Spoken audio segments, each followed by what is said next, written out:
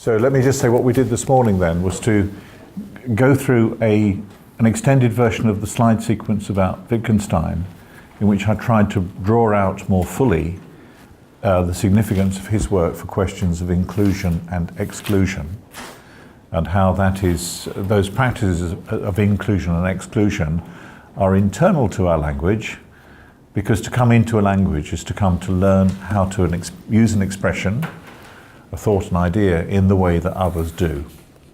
Right? That's absolutely fundamental to our being as human beings.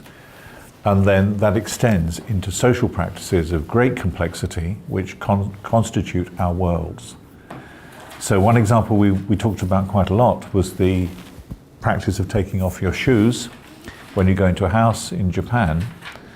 And that practice needs to be understood holistically, so it's tied up with notions of inside, outside, cleanness, uncleanness, friendliness, homeliness, and so on. All of those things interrelate with this simple, relatively simple physical practice. And the practice contributes to a construction of what home is and what a sense of belonging is. So that it feels different, or it creates something different from what you'd find in, say, French hospitality or Italian hospitality or American hospitality. Okay? That was the kind of thing we talked about. I don't really want to go through the slide sequence again because we spent some time doing it this morning. So we can use this space this afternoon to follow up ideas that you have that have come up in the course and connections you might want to make. So would you like to start talking Japanese just to see what things are in your mind that you'd like to talk about? You could just make two groups and just share some ideas in Japanese for 5 minutes or so, okay? I was interested in your last slide in this morning. Could you put it on? As you explained,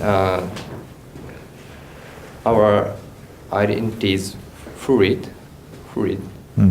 So, and you said the fluidity can cause anxiety. Yeah.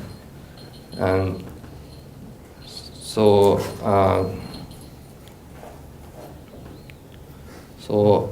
I want to think whether we endure that kind of anxiety. So, and I want to think about how we relieve this fluidity. Yes. How we live it. Sorry? How we live it. How we... no. How we... And fluid. Yes. Yeah. Okay. I understand about fluidity, but Yeah, what's fluidity. the question? How do we... How do we relieve? Oh, relieve. Relieve. I see. Yes. Okay. So I think that there are many ways to relieve the fluidity. You can buy fashion magazines, and fashion magazines will tell you how to dress, what style to adopt, what films to see, what records to buy, and so well, music to listen to. And you can read certain newspapers that will tell you what to think. They don't encourage discussion or thought, they give you a ready-made point of view.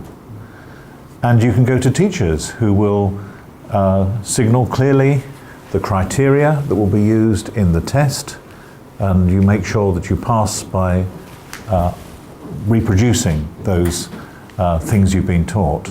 So all of those things close down thought, and they're very attractive to us because it's easier to do that, and it relieves us of the pressure to think for ourselves. So I think all around us in the culture, in education and in the social world, we're encouraged to do that. And sometimes it serves governments well if people are encouraged to do that as well. somebody was talking to me about Murakami. Was it? Yes. Okay. I haven't read the novel, and we don't know what it's called in English, but you will know it. What is it in Japanese? Yes, YQ 94, 84. Yeah. Okay. In which Murakami talks about not Big Brother, but Little Brother, because Big Brother is not out there telling us what to do. Big Brother has come inside. And Foucault has a concept that's very closely related to this. Foucault talks about governmentality. Do you know this or not?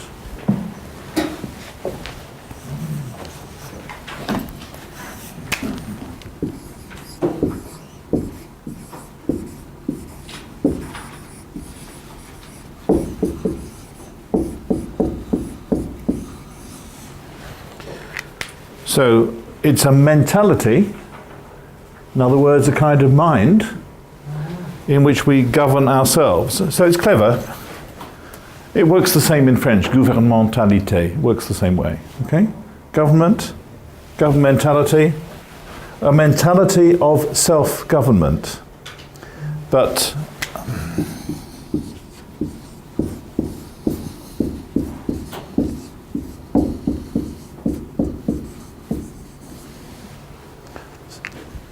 not self-government in a good sense, like autonomy, but self-policing. So you don't need Big Brother, because Little Brother is already inside. What have you had to eat today? Have you had enough vegetables? Have you had too many calories? Have you had too much sugar? I think probably Western people are more preoccupied with this because of weight problems, getting fat and so on. But on the whole, it's difficult just to eat now. Normally we give some thought to whether we have the right combination of nutrients. In a way, that's perfectly sensible because it's more healthy. But the bad side to it is it means we are less able to do things naturally. There is this kind of self-policing that's going on. So if you're a parent and you have children, you don't just have children and enjoy the children. You worry about whether you have the right parenting skills, whether you've given them enough quality time each day. So I'm using cliches here, parenting skills, quality time. That's the way we've come to understand the relationship, the human relationship. Okay, so there are various ways in which we have answers ready-made for us, ways to live our lives, and that makes it easier, I think. And with Facebook you are given a template for constructing an identity. I don't know the terms, but friends, lifeline, what do you call it? Interests, relationships. You don't do it? I don't. Right. Okay, I do it, but I have 6 friends, so you can see how often I do it. You don't do it? Have you? But we're not friends. See,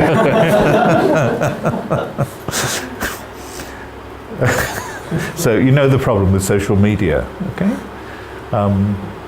So that's one of the answers, that we're encouraged to accept ready-made profiles or profiles that we can easily fit into and ready-made attitudes. Okay,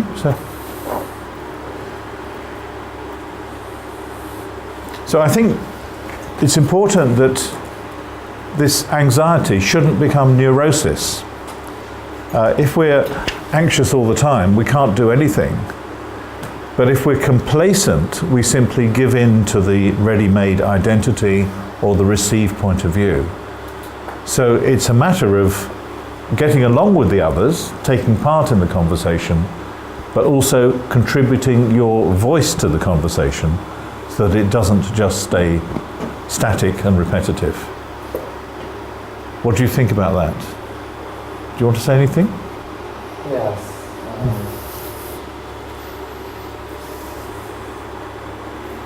answer, but yes, that's all. Right, okay. Someone over here? Do you want to start, Jeremy? I was just picking up on Kenzie's point. But my point and Rina's point. Do you want to say it, Rina? In the class, we have discussed the relation between our culture and the other culture, or mother tongue and foreign language. And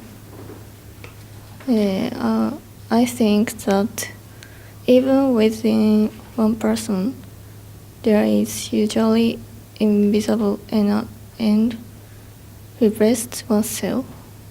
Repressed. So we don't recognize. And when another oneself is revealed, we have negative emotions. And this is the anxiety of accepting another oneself as oneself. Not by integrating contradictory self, but by remaining it. In the text Nostalgia, the author says one can invent in the place between two languages. And so I think there might be something that we can invent by accepting the division of identity and regarding oneself as being lived in contradiction. So I want to think about this on the basis of idea of reason, recognition, and reverence for the other. Okay, I missed one word there. You want to think about it on the basis of the idea of Reason. reason. It's on dues. Oh, reason. I see. Yes. Okay. Sure. All right. That's a superb comment. So you're suggesting that there is a kind of repression very often because we are more divided than we admit. We are less integrated, less whole than we admit. And because we have to present ourselves to others on Facebook or elsewhere, we pretend that we are together. Or when we talk in a group, we pretend that we are together in our views so that we come across as clear characters. And this involves a repression, it's a good word to use, and you think it would be better if we lived without the expectation of a unified self or a fully integrated self, and that we lived in recognition of our own divided or conflicted nature. Okay, yes, that's wonderful because you talked about rhizomes, and that's very relevant. Deleuze, I mean, you know about rhizomes, obviously from the thing you read that I wrote, but also other times I expect. But Deleuze asks at one point for a cogito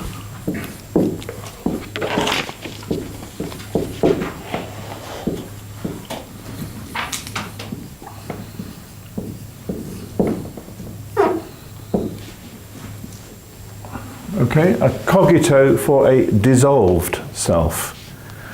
What does he mean by a cogito? Well, I think you know Descartes, cogito ergo sum. So we use cogito as a shorthand expression for the unified basis of the I thinking thoughts. That's unified, that's me. That's a very powerful notion in modern Western thought, and it comes into notions of individualism, of good mental health, and so on. And it gives us notions that are arborescent, not rhizomatic, but arborescent, doesn't it? Tree-like notions, a solid trunk of a tree with branches, and so on. So, but what Deleuze is saying, let's try and get rid of that in favour of a different kind of self, Not the strong unified self, but a dissolved self. One that is weaker in terms of its boundaries, more able to flow, more able to live with contradiction. Yes, that's great, that's great. Anybody want to follow that up? Yeah. Go on. Before this session, we talked with Lina. I talked with Lina about the rhizome and rhizome. Yes. Rhizome and the. Rhizome would be French, so rhizome in English. That's okay, thank you.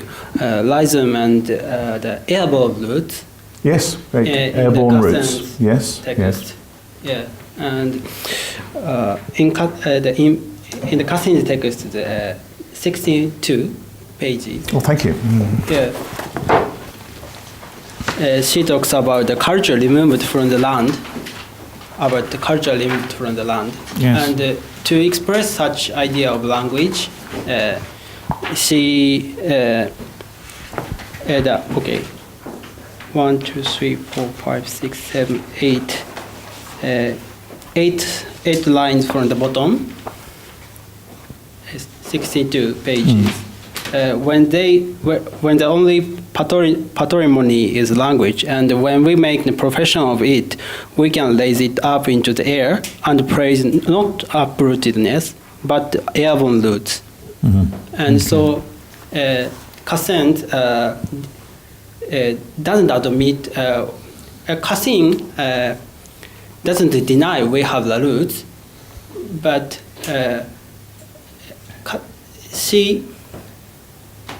her idea of roots is airborne roots. Yes, sure. Yes. And airborne root is not rooted in the ground. Yes. And go that way and this way. Yes. And that is a kind. I think that is a kind of rhizome. Okay, that's certainly that's right. Yes. I am regretting something. I wanted to show you a picture of Spanish moss. Do you have Spanish moss in Sacramento? I think you don't, do you? Too dry. Yeah, sure. So on the east coast of the United States, Georgia and Florida and so on, there is a very beautiful kind of moss that hangs in the trees. I don't think you have it here, but it's light green and it moves through the air. And it is rhizomatic, like grass is rhizomatic and moss is rhizomatic, so it spreads laterally, it clones, there's no central root. And it's a lovely light green colour, and it hangs from the trees, it's very beautiful. So these are literally airborne roots. Have you got a picture? Yeah. Can you see this? Can you see this? It's not so big, but maybe Cousins. Thank you. Moss. Yes. Now, technically, I understand it's not really moss and it's not really Spanish, but that doesn't matter. It's called Spanish moss. Spanish moss. Yes. So it's an excellent thing to bring out. Thank you. And airborne. Why does it have to be airborne? Why is she concerned about it being airborne? So that it's not in the ground. Yeah. So it's not Germany, for example. Yeah. Yes, or Greece. Okay. Is there any other connection in view of what we've talked about today, perhaps? I'm thinking about something you said earlier on to do with language. Yeah, and this kind of image is, I think, similar to what you said in the morning session about Wittgenstein's image of Wittgenstein's ways of writing, philosophical integration. That is like now unordered city. Sorry. Yes, that's right. A city without order. Yeah, city without yes, order. which is yes, okay. Yeah. And we walked this way and go back. Yes. And finally we find the Our way. Yeah. the holistic images. Yes. Okay. Yeah. And I think languages also has such images. Yes. Yes. Even Japanese has constituted by, in some sense, in some way, English constituted by English or Germany Sure. and Chinese. Yes. And it is it looks like the airborne roots. Yes. Okay. And that is not rooted in the land of Japan. Okay, good. That's great. Can you see a further way in which language is literally airborne? Language is literally. Language is literally airborne. What do you mean by But that? born means carried, you know that, with an E on the end. It means air carried. In what way is language literally airborne, air carried? I'm showing you all the time while I'm talking to you. In what sense is my language airborne? Oh, okay.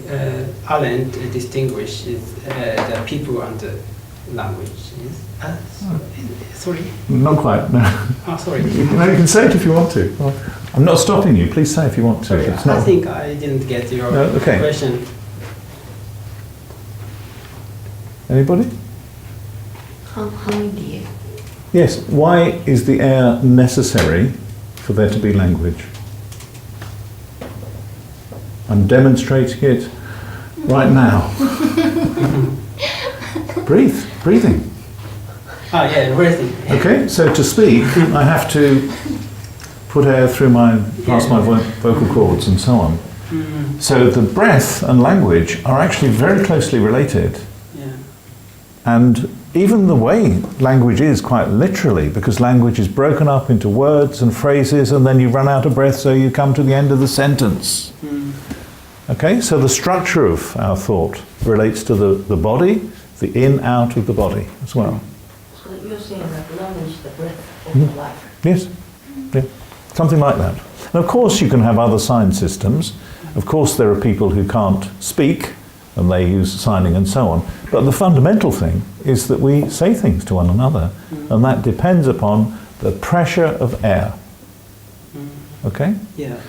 Take it in, and now I can speak because I've taken some air in. It's the controlling of that pressure of air. Yeah. Great, thank you. Do you want to elaborate, anybody? Or say something related? Can I ask you what I said to you probably over lunch? The connection between what you discussed this morning about Wittgenstein's view on language and probably the impossibility of communication between different language community, linguistic community, or between the gap between language games and what we discussed in the first part of this course, which is Kassan's idea of nostalgia, translation, and probably the question of the untranslatable, which you may talk. Yes, okay, that's a nice link through then.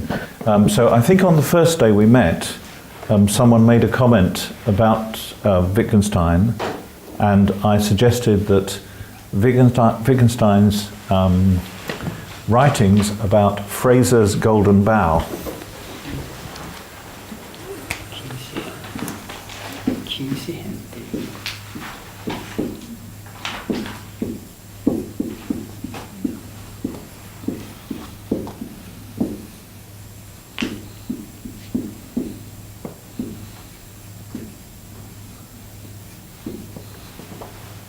So, Bough is a branch of a tree, Baum in German, golden bough, okay? And Sir James Fraser wrote a book in, I think, 1919 called The Golden Bough. It's a very big book, and it's one of the earliest books in anthropology in the 20th century at least. And it looks at many different cultures around the world, often at primitive cultures, and looks at their practices. And it's full of interesting examples, but Wittgenstein is critical of it because he thinks that in the end, Fraser is very ethnocentric in his way of looking at these practices. He says that Fraser is like an English priest, an English parson, an English priest who cannot imagine a meaningful culture different from our own. Okay?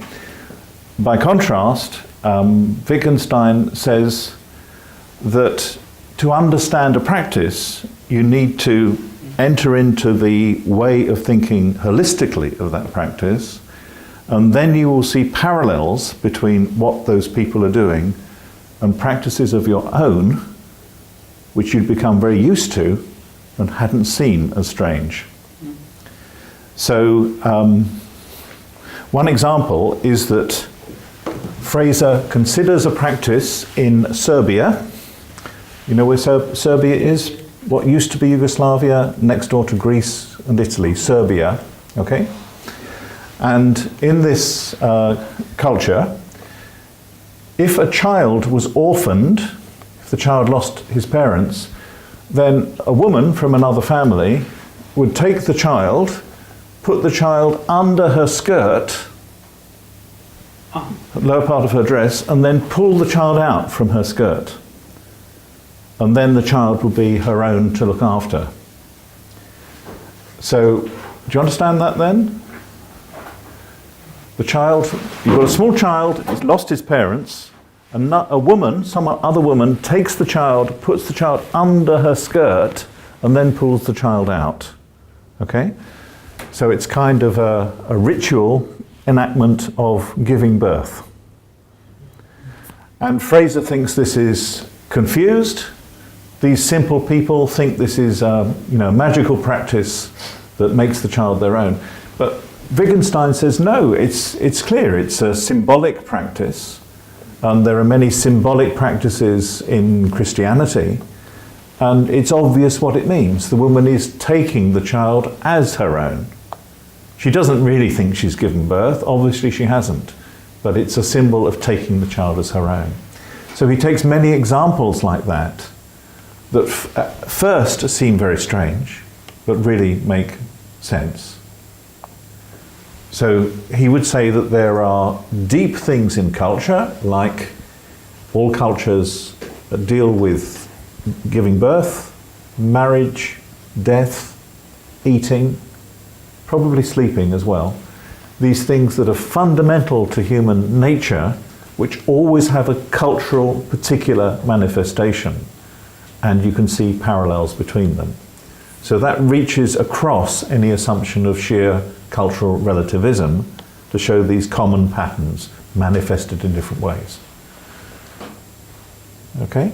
And you said the untranslatable. I'm trying to think of the best examples here. He does make remarks to the effect that sometimes another people can seem a complete enigma to us. Enigma is mystery. Or another individual can seem a complete mystery to us, even where we share the language. So he acknowledges this experience of strangeness, both interculturally and intraculturally. But he would then say, you can still try to make connection, but sometimes you will reach a point where your spade is turned, where you can't get any further with the people. And you said something about the untranslatable. Taco has kindly copied some pages from Barbara Cassin's huge book. It's 1,400 pages, this book, called Dictionary of Untranslatables. And we're not going to read these in detail, but I'm going to describe them to you briefly. What we've got is two different topics here. And one of them is Bildung, and I think it's on the right-hand side of page 111. And you can see at the beginning of the entry, you can see that the French words are given into which Bildung is often translated. So in particular, formation would be the most common translation of Bildung. If you understand education as a process of Bildung, that's like a process of formation in French, which of course is like formation in English.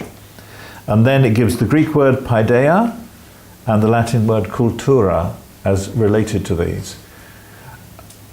It's said that it's a very difficult word to translate. Bildung is a difficult word to translate into other languages because it's a very, very central term in German culture. I think it's interesting for you to read this, and I think it will help you in your future research. It seems to me a weakness of this book that it doesn't pay much attention to non-European languages, but perhaps that was just too big a project for her. I'm going to show you the other entry because it's a little bit briefer. If you turn to the next to last sheet. So this is now page 125. And this is an entry on care. And care is a perfectly ordinary, can you see it? It's the next to last sheet, Kensuke. Almost the back. Okay, care is a very ordinary word in English. Kyotsukete, take care, right? That's like that. Or you care for the sick or the elderly. And in German, it has an interesting history because for Heidegger, Sorge becomes a very central term. That's the German equivalent. So that's central to his philosophy. And then in more recent times and closer or within the world of education, Nell Noddings uses the word care in what she calls her care ethics, which is a quite interesting mix, drawing a little bit on Jean-Paul Sartre, as well as other more familiar notions. So care ethics. And that's become one of the main ways in which moral education's understood, I would say. So it's worth knowing about care in that sense. What is not mentioned here is, although care ethics is mentioned towards the end of the entry, on the second sheet, I think.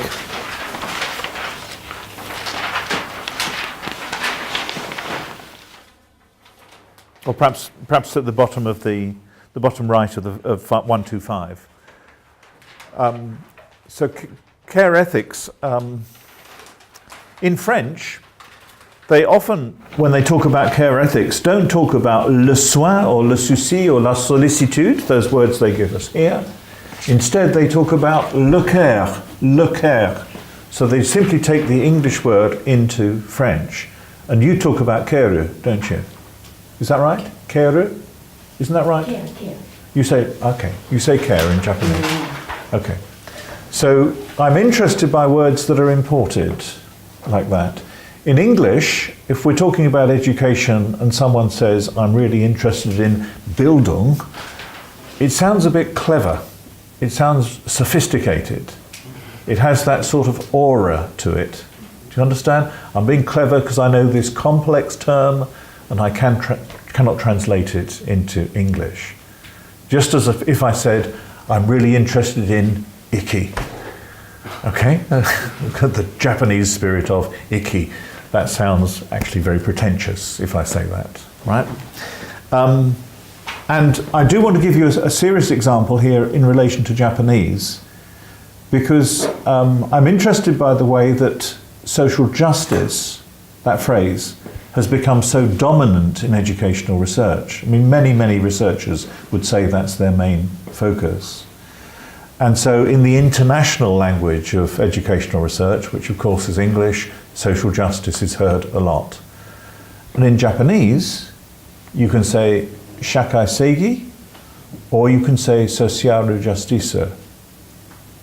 And it seems quite significant to me that quite often people will prefer socialu justice because it sounds more a part of this international research than the authentic Japanese shakai seigi. So there's a strange kind of, it's not exactly policy borrowing, but there's a sort of import going on there, or is it the colonization? There's something a little bit worrying about that. And I wonder if we could just look briefly at page 47 and 48 of Hannah Arendt. 47 and 48. This is something that I'm very concerned about, and it came up in the discussion on Sunday. We spent quite a long time talking about cliché on Sunday, and then what Cassin does with that notion of cliché is to say that it's not just about familiar phrases that are used. A person can start to speak clichés in everything they say. And to speak clichés is to avoid speaking for yourself. It's to speak a kind of automatic language. And in Arendt's case, she cites the example of Eichmann, who spoke officialese. That's the phrase that I think is used here. about 15 lines down on page 47. Can you see that? Amtssprache in German. Officialese is my only language. And that's something that Eichmann said, apparently. Just here on the page, okay? Just about there. Officialese. Officialese isn't a proper word. It's taken the ending "ese" as in Japanese and put it on the word official. So in other words, Eichmann could only speak a bureaucratic language, a language of management. So my worry would be that educators can only speak a language of learning outcomes and performativity. You see that? And that is a kind of cliche, using her terms. It's a denial of responsibility. It's an avoidance of judgment. And that seems to me very dangerous. Now, I want to couple that point about cliche. Eichmann was, of course, speaking German, but I want to couple this point about cliche and officialese with the dominance of English in educational research and other international language, of course. And so if you go to page 48, 49, at the bottom there she's talking about Globish, right, global English, which, if you go to an international research conference, is the language that's being spoken to some extent. Because when people speak a language which is not their native language, unless they're very fluent in it, they will be quite competent with technical language, an abstract language, but they will not be able to speak colloquially in it. They will not have that language as a language of intimacy, of friendliness, of naturalness, and so on. So it works at the technical level, but the language at the technical level is cut away from that ordinary participation in the language. Can you see the consequences of this? It means that the language that's being spoken is not a real language at all. It's an artificial language that works with technicalities.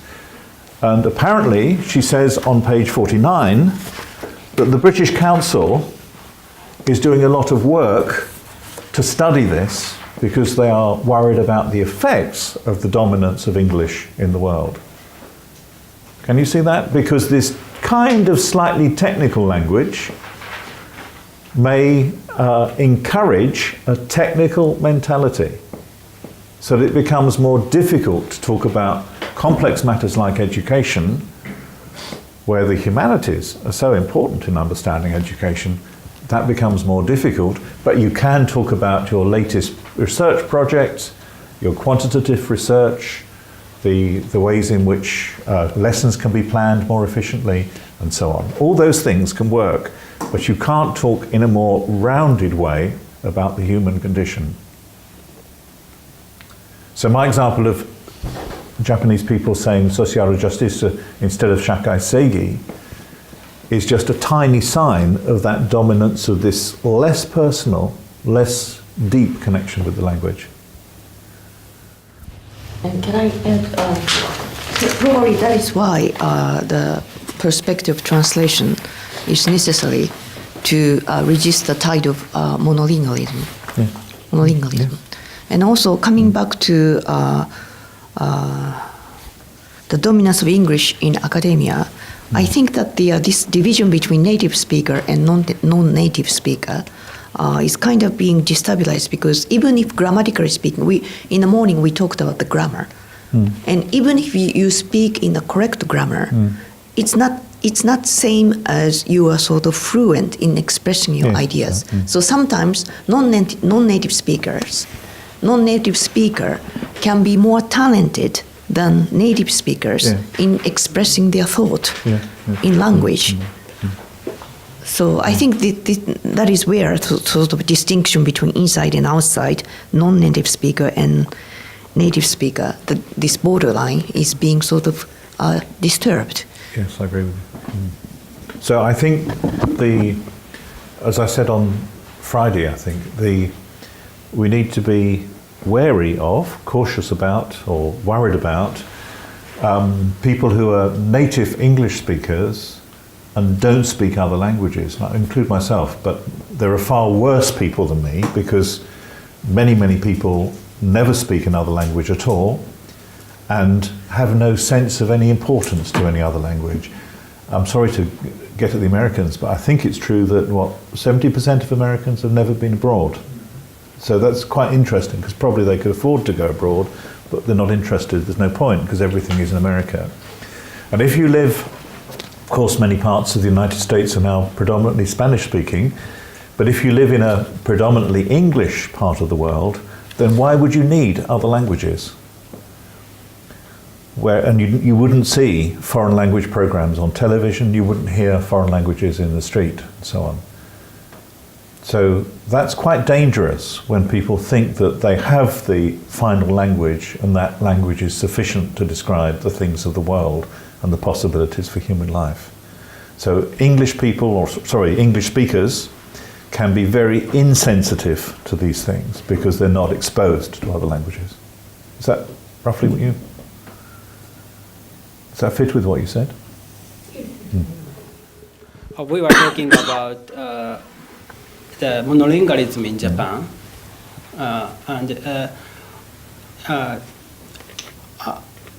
that idea comes up to me because when I hear Kassa's presentation Tuesday,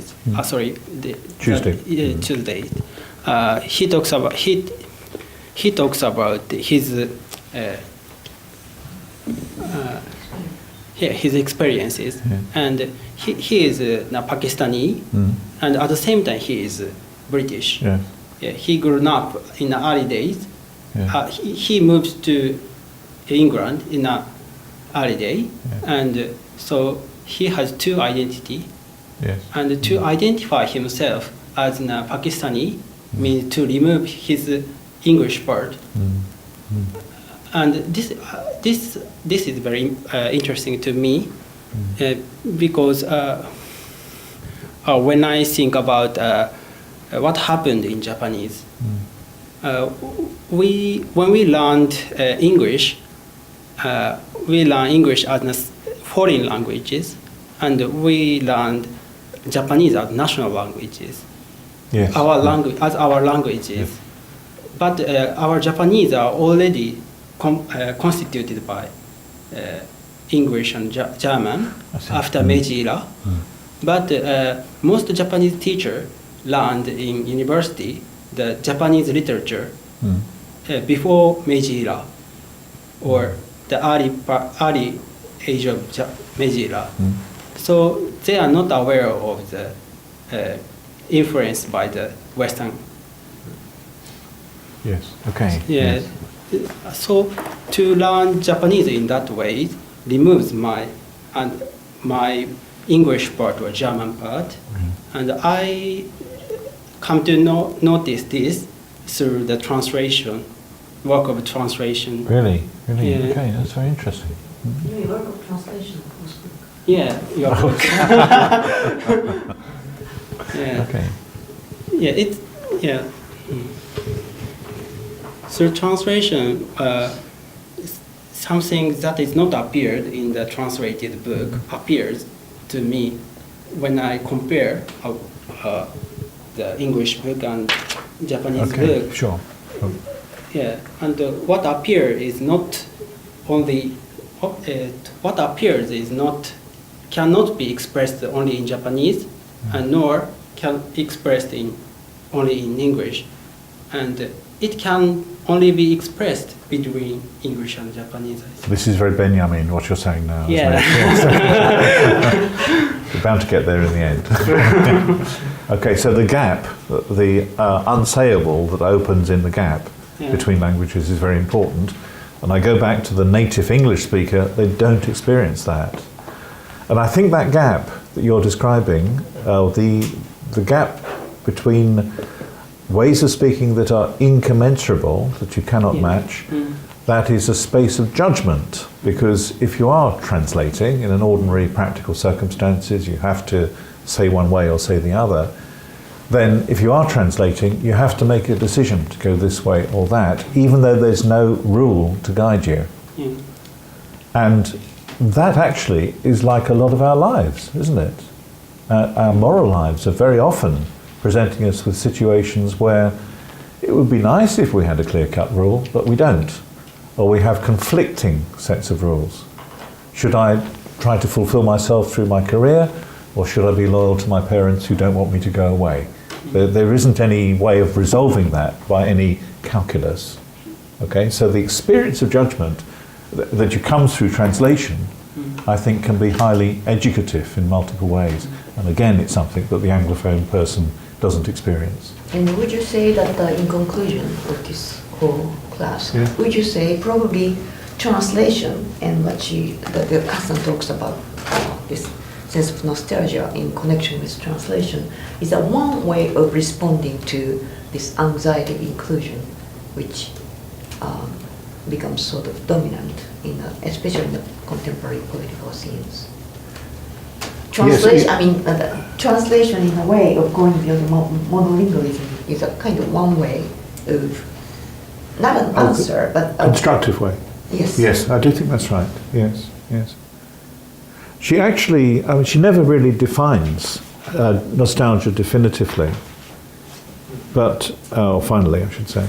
But at the end of the chapter on Odysseus, the first one, she draws a distinction that is there in the philosophical literature.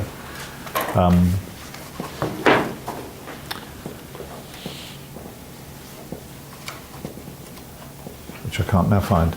Oh, here we go.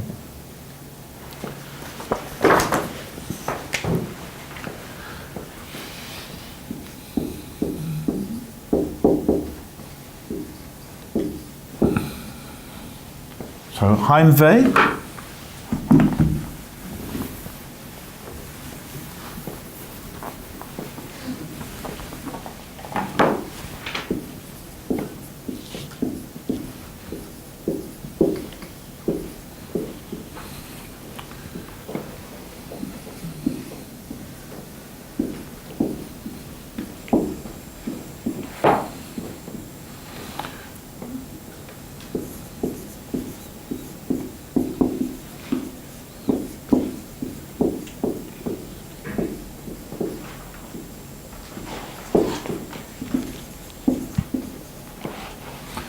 And Sehnsucht, which is more like the sense of a lack, the sense of there's more that I'm trying to reach to. There's more that I'm trying to reach to. So this is like a kind of perfectionism. I aspire to something more. There's more to be understood than I've got here. As though there's always that space to be filled or that further possibility. So this one she describes as the return home as in Odysseus, idealized in the figure of Penelope and the marriage bed made from the tree that's rooted in the ground. Okay? So that's a very powerful image. But this one is more like this reaching always to something further. So there's a sense of longing there. Perhaps it connects with eros as well. A sense of longing for something more, which she sees as another facet of this nostalgia. Do you see that? She talks about these two dimensions, which she says run through philosophy.